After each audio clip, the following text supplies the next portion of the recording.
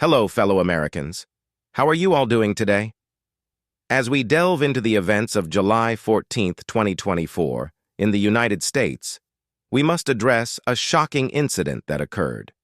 Former U.S. President and Republican Party leader Donald Trump was injured during a shooting at an election rally in Pennsylvania. According to reports, Trump was scheduled to address the rally when suddenly gunshots were heard. Video footage from the scene shows Trump quickly covering his right ear and crouching down as blood started to flow from one side of his face. Secret Service agents immediately whisked him away, taking him off the stage to a nearby vehicle.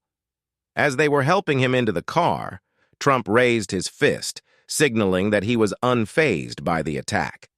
On his social media platform, Truth Social, Trump posted that a bullet grazed the top of his ear. A spokesperson later confirmed that Trump was receiving medical attention at a local medical center. In his post, Trump wrote, "I knew right away that something was wrong. I heard a whistling sound, followed by gunshots. I immediately felt that a bullet had grazed my skin. There was a lot of blood, so I realized what had happened." As Secret Service agents escorted him away, blood was clearly visible on Trump's ear and right cheek. Anthony, a spokesperson for the Secret Service, confirmed that the shooter was killed at the scene. He further stated that one bystander was killed and two others were injured in the incident. The shooter, identified as a 20-year-old named Thomas Matthew Crooks from Pennsylvania, used a rifle to fire from a high vantage point, hundreds of meters away from the rally. This was clearly an assassination attempt, but Trump was unharmed and additional security measures were promptly implemented. The FBI is currently investigating the shooting as an assassination attempt. The shooter was killed on the spot, but identification documents found in his pocket were missing, so authorities are now relying on forensic identification methods. At the time of the shooting, Trump had just begun his speech criticizing his opponent, President Joe Biden, and his administration. Witnesses reported hearing gunfire coming from a one-story building to the right of the stage, suggesting the attack was premeditated. One attendee mentioned that they had seen a suspicious individual on the roof of the building just 5 minutes before Trump took the stage and had alerted the police. However, due to the busy nature of the rally, the warning was not thoroughly addressed. As soon as the gunshots were heard, chaos ensued. Secret Service agents ordered everyone to take cover. People at the rally described the scene as surreal, unable to believe what was happening.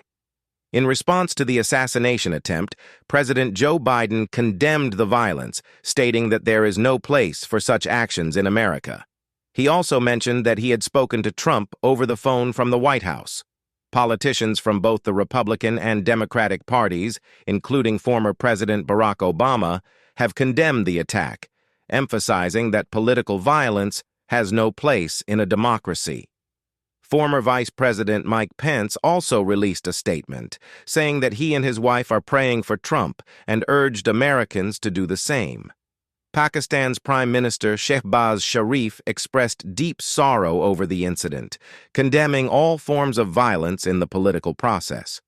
Similarly, Japan's Prime Minister and Canada's Prime Minister also expressed their concerns over the attack.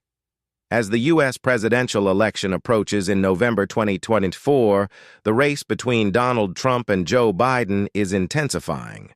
Some Republican leaders have quickly blamed Biden and his supporters for the attack, given the ongoing rhetoric between the two candidates.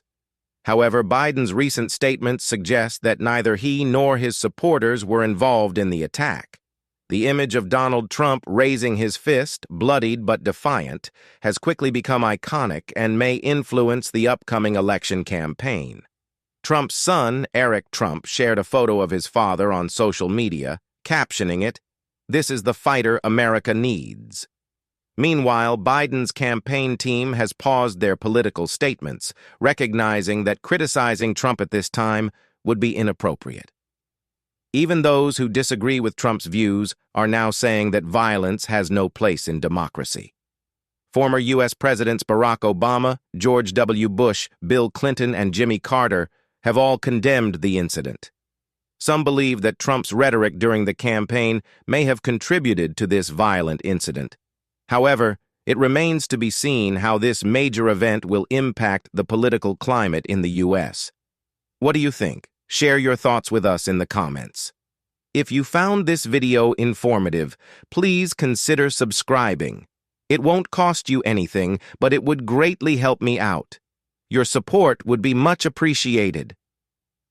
You know you are my family.